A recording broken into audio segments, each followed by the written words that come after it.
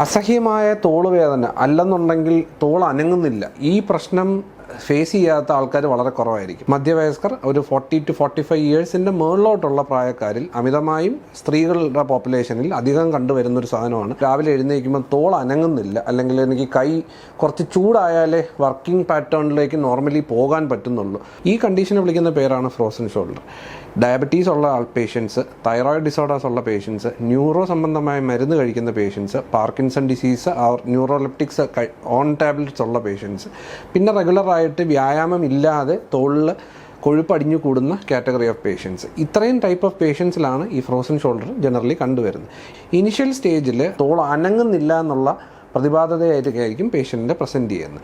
ഒരു 3 മാസത്തിനപ്പുറം അത് കൺസിസ്റ്റൻ്റായിട്ട് നിൽക്കുന്നുണ്ടെങ്കിൽ പേഷ്യൻറ്റിന് slowly pain start ചെയ്യും.